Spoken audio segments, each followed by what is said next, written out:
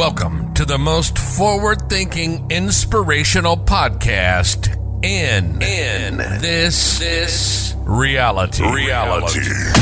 The show designed to challenge everything we've been taught. If you've ever felt there had to be more to life, more to existence, then you're listening to the right podcast. Time to open your mind and dive in. This is the Mental Mastery Alliance podcast. And here we go. Ladies and gentlemen, welcome back to the Mental Mastery Alliance podcast. Today is July 18th. Well, I'm recording it on July 18th. I'm not sure if it's uploaded on July 18th. I think we'll see how I feel at the end. Today also happens to be the birthday of a good friend of mine, Cassandra. Happy birthday. I hope it was fantastic. There's a lot I want to talk about. And again, the exhaustion kicks in. I'm back now from a 10, 12-day concert in Ottawa, the Blues Fest. I do that as best I can every year, when I can. It's such an experience to go to a festival every day for 10 days. And, you know, you go about your business, your life during the day, and then 5 o'clock rolls around, 6 o'clock rolls around, and you're on your way back to the show. You're on your way back to the experience. And it's cute and neat and weird and fun to get up there and to sort of know what I know and feel what I feel when it comes to the entertainment industry. But looking at it from, I guess, a different perspective, a different point of view, just simply I don't even know, like a blind side. You look at the world and the universe around you as however you want to see it, however you want your deceptions to be, however you want your predictions to be, however you want anything to be. You create the universe.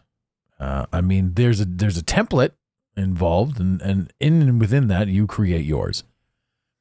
And I look at this and I think to myself, I know what's involved in the music industry. I know what's involved in the media. I know, all of these things. When it comes to the quote-unquote conspiracy side of things and the accusations that went flying and all of this, that, and the other thing about all these people who do all these things, that may or may not have something to do with adrenochrome. I don't know. But inside my ethos, that exists.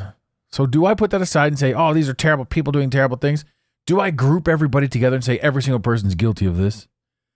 I mean, as the conspiracy goes, one of the bands that was performing was Foo Fighters. And Foo Fighters was on record as saying, you must be vaccinated to see our shows and that sort of stuff. And last year I skipped out on Rage Against the Machine because they had just made that announcement. And it just seems so unfresh and uncool and untimely to be posting that or saying that or commenting on that and still continuing to push that narrative last year.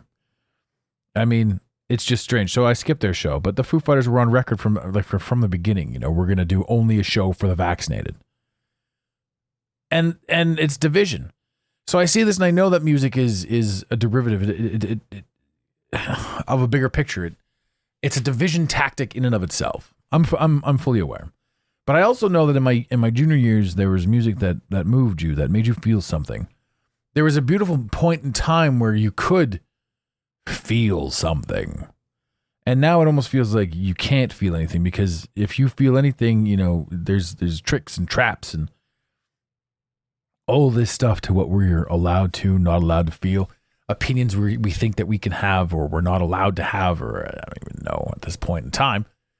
But it just seems so convoluted now. So to say to myself, hey, I'm just going to put this all aside and go and enjoy the moment, it's a beautiful thing. And again, that 3-minute ramble, oh, Black Betty.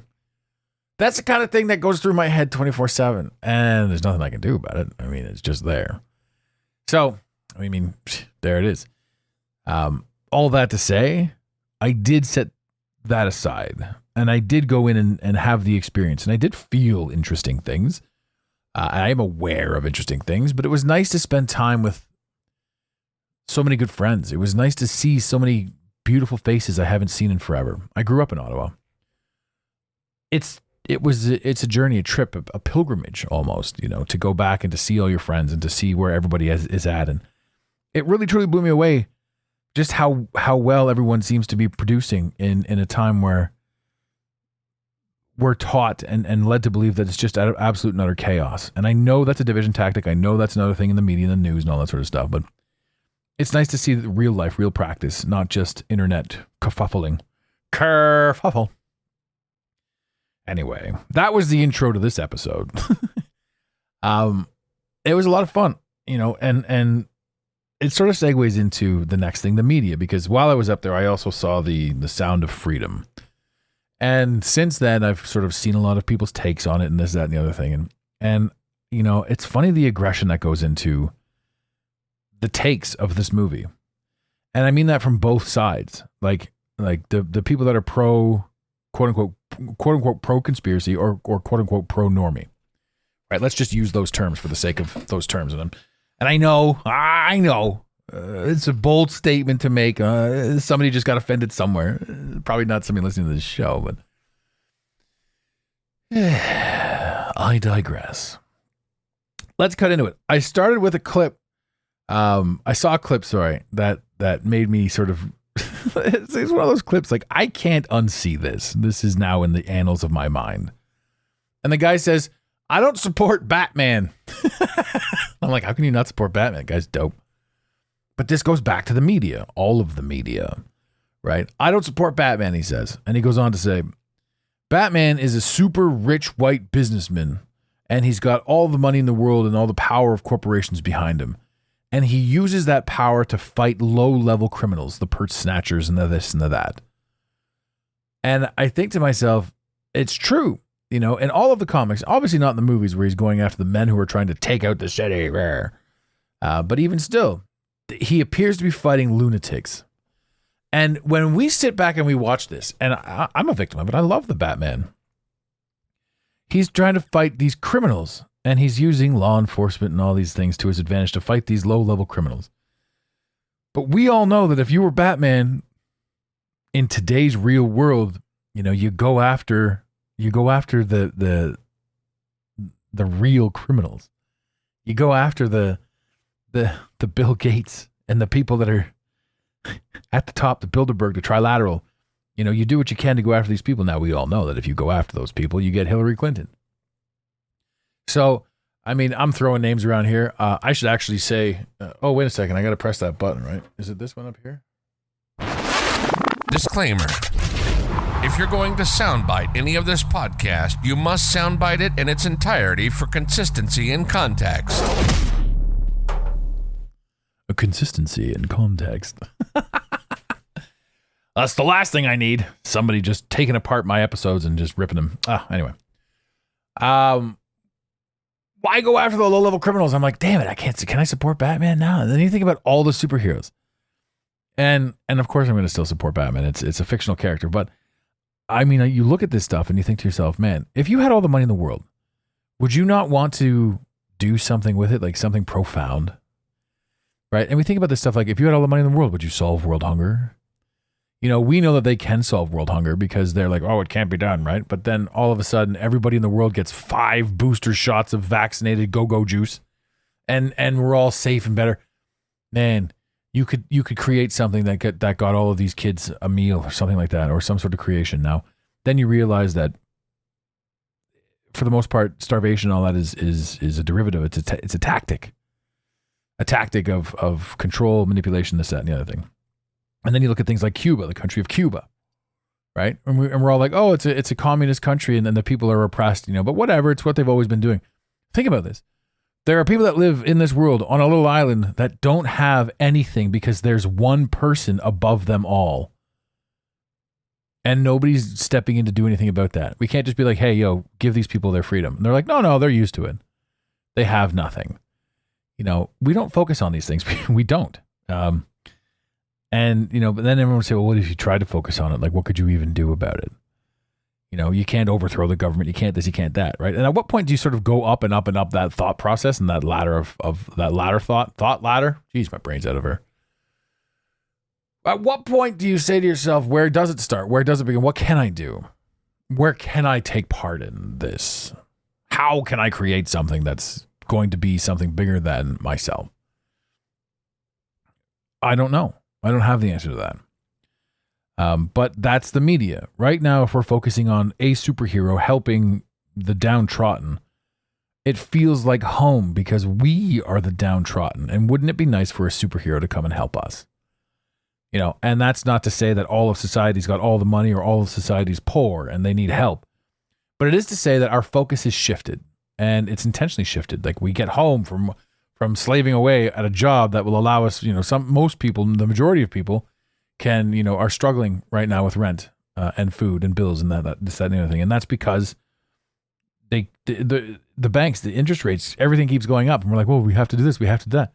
And we sit back and we listen to the story and we're like, okay, sure. Well, it is what it is. You know, maybe I just need to make more money. But what they're doing is they're tightening the noose. They're clinching it down, and they're you know, it's all perfectly intentional. And what should happen from it is growth and empowerment to the individual. What tends to happen is victimhood mentality. I can't do this because I've got a kid, I've got that, I've got a minimum wage job, I'm working here, I'm working there, I've got 90 jobs, right? There's time in a day for us to step into purpose and for us to do some research, do some understanding and comprehension of how to use the internet to our advantage.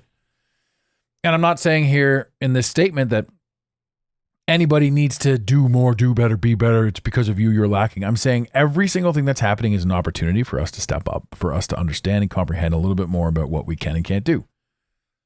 And anyone that says, I'm maxed out and at capacity, it's a story. It's an excuse. It's an unfortunate excuse.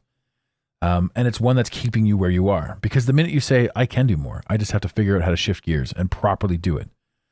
You know, there are people that are working physical labor jobs that don't have another hour in the day to give, but they're not making enough money.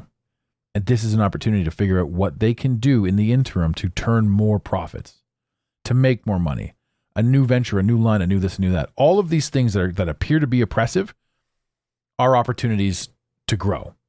And that sounds condescending sometimes, but it's not meant to. It's meant to be like, hey man, I'm just gonna do this for me. I'm gonna figure this out. I'm gonna learn a skill, a trade, an internet something. I'm gonna learn how to do a Photoshop.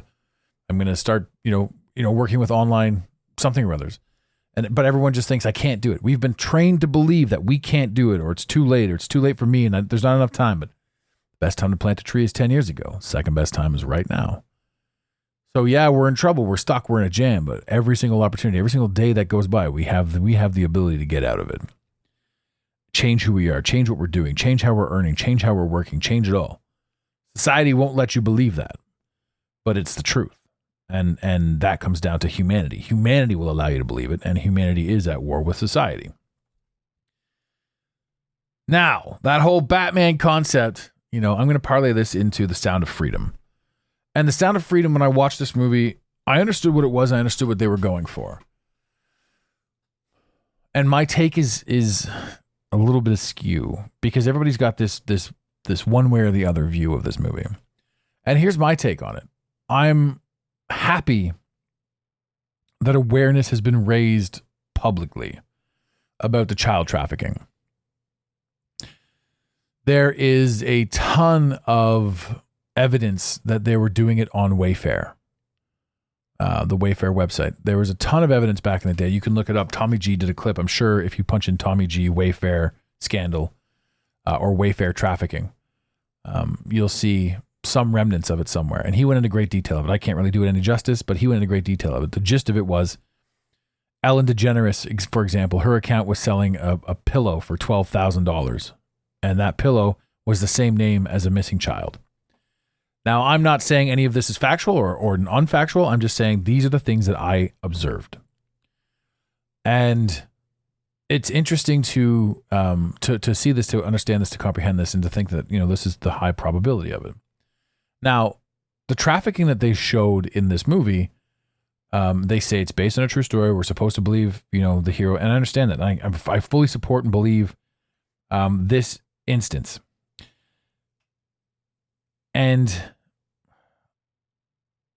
I guess my general belief is the way they presented this, it could have been a little bit different. Because the trafficking that they're talking about, they made it appear to be low-level criminals snatching kids off the street and handing them off to drug lords. So dumb bad guys stealing kids and handing them off to powerful bad guys. And I applaud this maneuver because it does raise awareness. And if people want to start asking questions, they have the ability to do so from the information given here. But this raises no awareness to the truth behind. And you know what? I'm not going to say the truth. This raises no awareness to my comprehension of what goes on. I mean, the amount of times I've heard stories about how Super Bowl weekend is like the number one trafficked weekend for children. Kids go missing all over the place, or transactions take place on this weekend where everybody's tied up, busy, and doing the Super Bowl things. And I think it's crazy because, you know, if you look at the symbolism, superb owl, Super Bowl, superb owl. The owl is synonymous with this elite group. It's a tie-in. There's so many different tie-ins. There's so many different things and symbolism and stuff that you could see. Every single Super Bowl halftime show is just a display of Satanism. And, you know, some people will say I sound absurd, or I'm going down the rabbit hole here and I'm reaching, I'm grasping. You know what? Cool. You know, you want to believe that? That's cool. I'm a normal person, and I've done a lot of normal people research, and my research has led me down a certain way. So, you know, if anybody is listening to this right now and they want to challenge me on any of this, by all means, let's set up a debate. Let's talk. Let's see what you know. My curiosity lies not so much in the movie, because I understand it's not like you can just come out and say, hey, this is what's happening. Ellen DeGeneres, Oprah Winfrey are Tom Hanks, etc., etc. And to anyone that's listened to the show for a long enough time, the old Tom Hanks running joke. But when I went to the movie theater, they show you the trailers and the upcoming movies and all that fun stuff. And I saw the very first trailer, the very first coming attraction, was a remake of Oprah Winfrey's The Color Purple. Oprah Winfrey on a child sex trafficking movie. I'm like, they're just slapping people in the face with this, right? And it's like, we're trying to help. Now, everyone can say Jim Caviezel this, and the other guy that, and Mel Gibson this, and Mel Gibson, this movie was in the works for so long, and I know the guy, and I follow him on Instagram. Man, I get all that stuff, right? But we live in a world right now where every single one of these celebrities is either benefiting from the higher-ups, or they're taking part in it themselves. I'm not saying 100% of celebrities are doing the trafficking, but I am saying 100% of the celebrities are aware that something nefarious is going on. So we've got the Jim Caviezel's and all these guys, you know, acting in the movie and then acting outside of the movie. There's no way that these things can be let out. So what they can do is they can direct and redirect. And I've even heard that the financier of this movie was a George Soros boy, friends with Soros. So why would Soros and his cronies point you in the direction that's them? What they're going to say is, yes, Hollywood acknowledges this child sex trafficking. But here's what's going on. So they take a true story, one that can't be denounced. You know, these are the things that happen. And they make a movie out of it. They don't talk at all about actually, you know what? There was a bit of a nod to the Epstein Island in there, because for 10 seconds they rented an island and they had the kids come to the island. So there was a bit of a nod there. And there was not the black and white checkered floor, but there was the black and gray checkered floor, which was an interesting nod as well, as in, hey, we've got our hand in this, but maybe not as deep. So you look at all this stuff, you sort of add all this stuff up and you're like, well, you know, symbolism will be their downfall, they say, but as we sit here, we're supposed to wonder about it, and we're supposed to think, and we're supposed to deduce on our own level without arguing or fighting. And there's no point in being involved with other people getting angry about all this other stuff. Because if you're sitting there blowing smoke and huffing and puffing, you're not really thinking. You're just trying to prove your point. You are just trying to be right. And there is no right or wrong in this. There are merely experiences. There are merely things. The idea of getting aggravated on any of these things doesn't work for me anymore. That's not to say I don't get aggravated over what goes on with the children, this, that, and the other thing. It's that I won't have an argument with a perfect stranger about an item that he sees one way and I see another way. He or she, or they, or them, or furries, or whatever else is out there.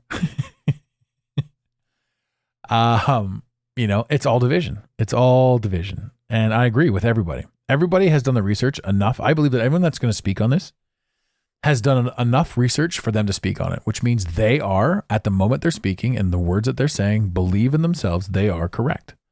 Even if it's not what you believe it to be, they are correct. And when you don't snap back at them with your idea of truth or what have you, and because you are correct too in how you perceive what it is, this idea of, hey, let's take your information and my information and merge it together and figure out how we got here. Let's see if there's another firmer, deeper, more solid truth that we can come to. That's at the window these days. We sit back and we fight. Because something inside us has told us to. And the very thing that's showing us the movie is telling us to. One thing that not a lot of people are talking about, though, is how the media reacted to it. I mean, the article that was Rolling Stone, they said this is a QAnon-fueled drama for dads with worms in their brains. What the hell does that even mean? How can Rolling Stone, a quote-unquote reputable article-producing magazine, come out and say that child sex trafficking is a conspiracy theory? How embarrassing is that for legacy media? And if that's the case, why are they drawing attention to it? Because if you're going to tell me that it's a conspiracy, then I'm going to go and pay a little bit more attention to it. So if everything's happening exactly as it's supposed to, and if the plan is being played out in front of us, we got to ask ourselves a little bit more deeper and more profound questions, really. Like, how is it? How, what, where, when, why? The fuck? I don't support any one thing. I question absolutely everything. And I understand too that in this universe and in this reality, there are signs, there are experiences, there's the totality of everything. And inside the totality of everything is where we have the ability to deduce our purpose in this existence. And that is something that me, for the rest of my life, I will work on and talk on and grow through how and where and what we possibly are. Because it is for me to understand my position here. And when you can do that, you see so much more. And when you remove the idea and the desire to fight other people, then you replace it with the desire to comprehend total situations. And you'll also find when you do that there are so many people that you don't need to talk to anymore about any of this stuff. There are so many people that you don't need to pay attention to or give your energy to or essence to. And I firmly believe that all of this this whole experience, isn't about money. It's about energy. It's about what energy you can get. And I had this conversation with a client earlier today talking about how third dimensional issues are, finance and war and famine and drugs and whatever's on the media, whatever the news is, whatever they're telling us. And then you can break out of that and you can go into like a higher revolution, a higher frequency. And in that frequency, you're going to start hunting down stories and things like that. You're going to see things where people are saying things like, we have to worry about 5G and we have to worry about this and we have to worry about that. And the government's doing this and the government's doing that. Right. And that's level 2 awareness, but it's also fear inducing. So if the entirety of this realm is trying to get fear energy out of you, the biggest act of rebellion you can do is not be afraid of anything. Not be afraid of 5G, not be afraid of the government, not be afraid of 50-minute cities, not give attention to all this shit. Because it's there. It's observational. The best thing you can do is see it, understand it, comprehend it, but don't fight it. And I'm not saying give into it. I'm saying see it for what it truly is. And that takes a minute. Because it's not about rolling over and playing dead. It's about becoming a better version of yourself through understanding and comprehending the crap that we have to deal with. This whole thing, this whole Sound of Freedom, this whole, the Batman movement, that's a funny thing. Sound of Freedom, I say, it's not for everybody because it's just horrible at the end of the day. It's just horrible what they do to these kids. And I don't understand how a human anywhere can do this. I don't know how. But I'll tell you, when I left the theater, I felt like I had participated in something I didn't want to participate in. Some sort of ritualistic display and demonstration. And it wasn't for me. I will never watch that movie again because, again, I don't want to give it any more credence or credibility. I'm fully aware, and maybe for a load of third dimensional people, and I'm not trying to be rude when I say these terms. I just don't know how else to label it or describe it. To people that are coming into this idea that the world isn't what it is, that movie might be for them. But for me, it felt ritualistic. All of it felt ritualistic. It's like they're doing something, and they're showing it to you, and now you watching this happen is you taking part in it, or taking part in part of it. It just felt off to me. That's all I'm going to say on that. The media, how they responded to it, blew me away. I don't understand how the media can do that.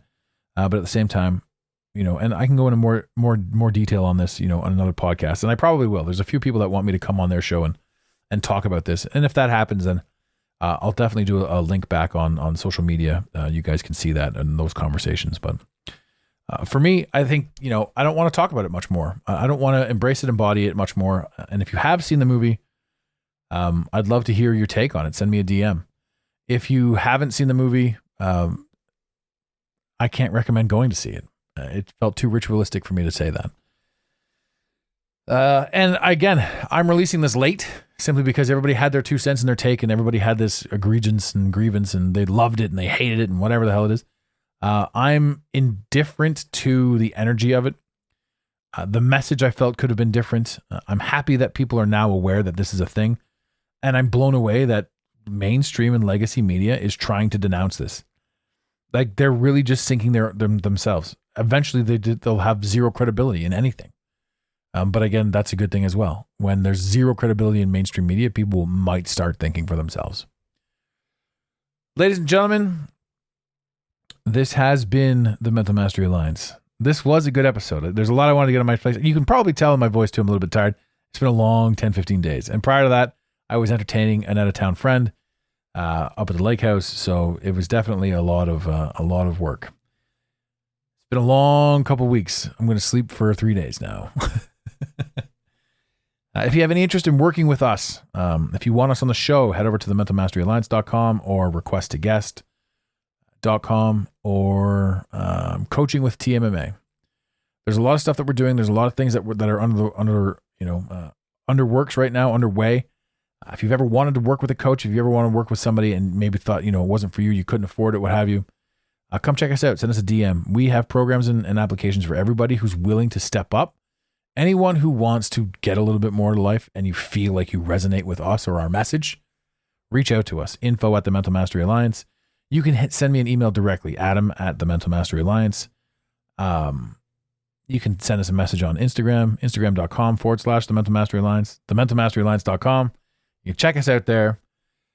If you need anything, don't hesitate to DM. It's a weird time right now, weird energy going on out there.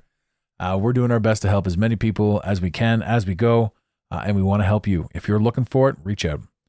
Ladies and gentlemen, in the infamous words of Red Green, keep your stick on the ice. We really hope you enjoyed this episode of the Mental Mastery Alliance podcast. Stay connected with us directly through the mentalmasteryalliance.com. You can also join the discussion on Instagram at instagram.com/the Mental Mastery Alliance. Let the team know you're listening by using the hashtag TMMA or tagging us at the Mental Mastery Alliance. To have your voice heard on the show, leave a voicemail or send a text to 647-338-1265. Long distance charges may apply. If you love us, leave us a review. If you hate us, you spend your time in weird ways, but also leave a review. Every review on iTunes tickles the algorithm, helping us grow. Until next time, unity over division. This concludes the most surreal portion of your day. You got it, Pontiac.